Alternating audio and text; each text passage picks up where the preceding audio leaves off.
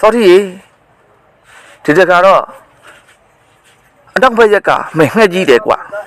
အနောက်ဘက်ရက်ကငှက်ကြီးဆိုတာတကယ်ငှက်ကြီးလူငှက်ကြီးမဟုတ်ဘူးတကယ်ငှက်ကြီးဟောတကယ်ငှက်ကြီးဆိုတာမင်းတို့မြင်လား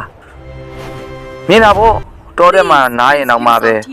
အသစ်ပင်ဘလောက်ကြီးကြီးအဲ့ငှက်ကြီးအလေးချစ်ကိုမကန်နိုင်လို့ပြပင်ကြီးတွေတော့ကျုပ်ပဲကြာကုန်နေကွာငှက်ကြီးကအဲ့လောက်တောင်ကြီးသလားဟာကြီးတယ်စောတိဘယင်ကနောင်ငှက်ကြီးစားဖို့နန်းတော်တက်ကအပြုကညာကိုစတရတယ်စောတိကဘယင်ငှက်စားအတွက်မိန်းကလေးတွေဆက်တော့ကြောင့်ပိုးပြီးတော့စိတ်ဝင်စားသွားတယ်ဟာဘယင်ကလည်းကွာမင်းအဲ့လောက်တောင်ကြောက်ရသလားကြောက်ရတယ်ကွာကြောက်ရတယ်အဲ့ငှက်ကြီးကတိုင်းပြည်ကိုနှိမ့်ဆက်နေတာစနစ်တောင်ရှိပြီဟာစောတိကကဲလာအဲ့ဒါတော့အဲ့ငှက်ကြီးရှိရဲ့အနက်ကငါ့ကိုလိုက်ပြပြီးတော့လင်မယားကသားရဲ့ဒီလောက်ငှက်ကြီးကိုတော့ငါသားလေးရှင်ဆိုင်နိုင်မယ်မထင်ဘူးမသွားပါနဲ့လားကွယ်တားတာဗောရတယ်အဘဆရာရသေးကအဝေးအရန်သူကိုဘလို့ဖြိုးခွဲရမယ်ဘလို့တုတ်တင်ရမယ်ဆိုတာကိုကျွန်ုပ်ကိုသင်ပေးပြီးသားအဘတို့စိတ်မပူနဲ့ကဲအဲ့ဒါနဲ့ရွာသူရွာသားတွေကိုဥဆောင်ပြီးတော့ငှက်ကြီးရှိရအနောက်ရက်ကိုထွက်ခါသွားတယ်တော့ငှက်ကြီးတနေရအရောက်မှာ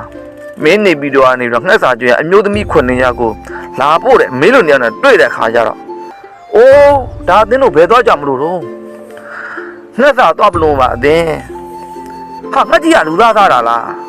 ဟုတ်ပါတယ်ရောင်ရင်ငှက်ကြီးကလူသားသားတာနန်းတွင်းကအပြိုကညာလေးတွေသွားပြီးပုတ်ပြရတာကဲဒီလိုဆိုရင်တော့အဲ့ဒီအမျိုးသမီး9ယောက်ကိုမပို့နဲ့တော့ပြန်ခေါ်သွားတော့မဖြစ်ပါဘူးမင်းတင်ပြပါလိမ့်မယ်စောတိကငှက်စာကျွေးဖို့ပါအမျိုးသမီး9ယောက်ကိုနမီမေးကြည့်တဲ့ခါမှာတော့စောကလုံးစောမေစသည်ဖြစ်9ယောက်ကိုကျွတ်ပြတယ်ကဲဘာမှအကြောင်းမနေနဲ့ကဲအမလူနေမင်းချင်းဖက်ကြီးရှိတဲ့ညာကိုရှေ့ကနေပြီးတော့လမ်းညောကျုပ်ကနေပြီးနောက်ကနေလိုက်ခဲ့မယ်လက်စာပို့တဲ့လူတွေဟာစောထီကိုအာကိုတပြည့်နဲ့လိုက်ပြခဲ့တာပေါ့တောင်ကုန်းတင်ရောက်တော့အလိုဟိုးမှာမြင်နေရတာတောင်ကုန်းမြင့်ပေါ်မှာနားတဲ့ငှက်ကြီးတစ်ကောင်မြင်ရကမှအမန်တန်မှကြီးတဲ့ငှက်ကြီးကိုသူတော့တွေ့တာပေါ့အဲ့ငှက်ကြီးပဲလေအဲ့ငှက်ကြီးအပြိုတော့9ယောက်ကိုတော့ဆက်တာစိုးလုံးလို့ဘင်းရအောင်ကြောက်ရတယ်ကဲရပြီခင်ဗျားတို့အဲ့ဂူထဲမှာပဲနေအမျိုးသမီး9ယောက်နဲ့နေသူစောတိယာသူ့ရဲ့လေးနဲ့မြောက်ကိုထုတ်အကောင်းဆုံးပြင်ဆင်တော့တာဗောဒီငှက်ကြီးကိုခင်ဗျားဘလို့သတ်မှာတော့စိုးရင်တကြီးနဲ့လှမ်းပြီးတော့အော်ရှာတယ်ခင်ဗျားတို့ကြည့်နေကျုပ်ဒီငှက်ကြီးကိုမဖြစ်ဖြစ်အောင်ကျုပ်တက်ပြမယ်ခင်ဗျားတို့ပဲဂူထဲမှာတတိရှိနဲ့နေအပြတ်ထွက်မလာကြနဲ့ယူစောတိကပြောတဲ့အတိုင်းပဲငှက်ကြီးကိုမြင်တော့လူလုံးထွက်ပြလိုက်တာဗောရှိရနေပြီးတော့ရန်စဟိုဘက်လှက်ပြဒီဘက်ထွက်ပြနဲ့ငှက်ကြီးကသူ့မြင်လိုက်တဲ့အခါကျတော့သူ့ကိုတုတ်ချီရအတွက်တက်လာတယ်ဂီးစောတိကအလဲမြန်နဲ့ပဲမြားတစည်းပြပြစ်တော့လိုက်တဲ့ငှက်ကြီးရဲ့အတောင်ပံတွေကိုတွားထီတာဗောထုတ်ချင်ပါနောက်တဲ့နှားရဲ့တစ်ထက်လို့တဲ့ငှက်ကြီးရဲ့နှလုံးနဲ့ကိုဝဲတော့ငှက်ကြီးကမျက်လုံးကန်းပြီဗောမျက်လုံးကန်းတဲ့အခါကျတော့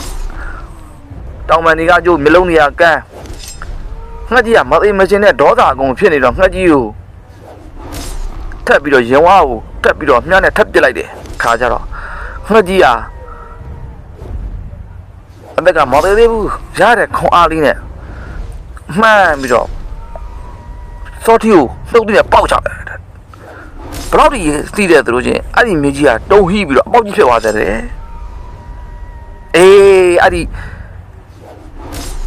နှုတ်ဒီရိုင်းနဲ့ပေါက်လိုက်တဲ့အရာလဲငှက်ပေါက်တဲ့ဆိုပြီးတော့အခုအချိန်ဒီပကံညာဦးမှာငှက်ပင်တောင်ဖျားမှာရှိတယ်ဟဲ့အာရဝန္တာနဲ့ငှက်ကြီးသေးပြီဆိုတဲ့အကြောင်းကြားတဲ့အခါကျတော့အာရဝန္တာနဲ့အကုန်ထွက်လာကြရတယ်ကဲအမျိုးသမီးတွေကိုနန်းတော်ပြန်ခေါ်သွားတော့ငှက်ကြီးလည်းပြေးပြီဘရင်ကိုရှောက်နေလိုက်ငှက်ကြီးသေးပြီဆိုတဲ့အကြောင်းရောင်ရင်ဒီနေ့ခေါ်သွားရင်တော့အဆင်မပြေဘူးဘရင်ကဒီငှက်ကြီးကိုသေးတယ်ဆိုတာမယုံဘူးအိုးဒါအမြန်အလွယ်လေးငှက်ကြီးရဲ့အတောင်ပံကိုငါနှုတ်ပေးလိုက်မယ်ဒီလောက်လေးလေ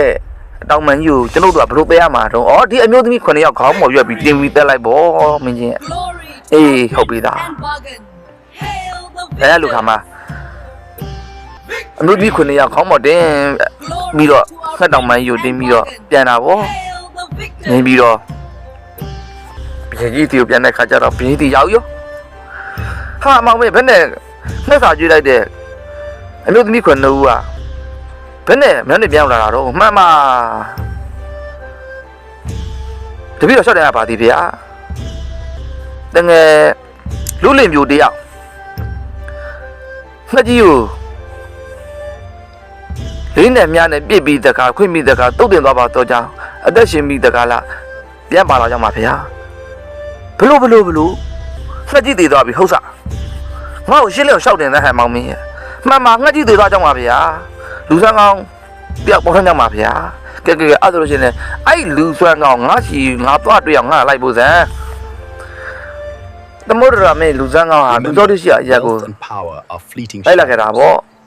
Only compassion illuminates the path to true legacy. သမုဒ္ဒရာမင်းကြီးကလည်းသမုဒ္ဒရာမင်းကြီးကလူတော်တိရဲ့တွင်းတောင်နေမှာရှိရဲ့ဘာအသေးအကြောင်းသွားရောက်တဲ့ခါမှာတော့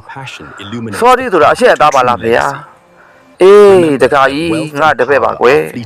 ဒီလောက်စတဲ့လူစားကောင်းမျိုးတပည့်တော်တို့ရွှေပုတ်ကန်ပြီးအတွက်ရတာအင်မတန်မှထူးမြတ်လာပါတယ်ဗျာသူကတကောင်းမင်းမျိုးမျိုးစတဲ့တဲ့ကအင်နတာမင်းနဲ့ငကားမာရီတို့ရဲ့တားတော့ဖြစ်တယ်ဖေကပြောတော့တရားလည်းပဲ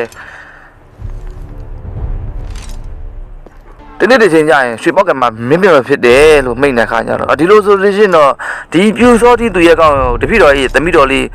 တိရိစနာဒေဝီနဲ့လက်ဆက်ပြီးတော့အရှိတန်ရတူပေးရပါသေးဖေဟာတင်းမြက်လာပါတော့တင်းမြက်လာတာပေါ့သမုဒ္ဒမင်းလည်းတက်ကတိ89ရောက်မှာဆို89နဲ့မှာနဲ့ရဆန်းသွားတယ်ဆရာတော်ဟာတပည့်ကျေးဇူးရှင်ဖြစ်ပါတယ်ရွှေပေါက်ကထိနှံတော်ကိုဆရာတော်လိုးလေးအုပ်ချုပ်ပါတော့ပါဗျာလို့ပြူစောတိကသူ့ရဲ့ဆရာရင်းဖြစ်တဲ့ရှင်သစ်ကိုထိနှံအဲ့တဲ့ခါမှာတော့ရှင်သစ်က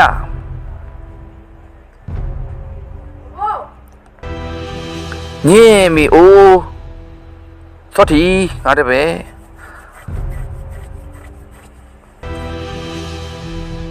ပုထုဇဉ်လူသားတည်းရဲ့ငါညီးငွေလိုငါတောထဲမှာထွက်ငါရက်သိဝင်နေတာကဲငါတပည့်ငါဘာသာငါမဲဘာသာမင်းရှင်ဘင်းလို့တော့ကဲပြူစောတိမင်းပြူစောတဲ့နဲ့တက်ခဲ့ပြီး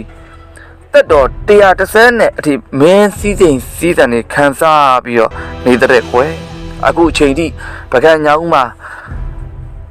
ငှက်ပစ်တောင်ဖျားရဲ့လို့ရှိပြီးငှက်ပစ်တောင်ဖျားမှာလည်းပဲငှက်ကြီးပောက်ခဲ့တယ်ငှက်ပေါက်တွင်းဆိုပြီးတော့ရှိပါတယ်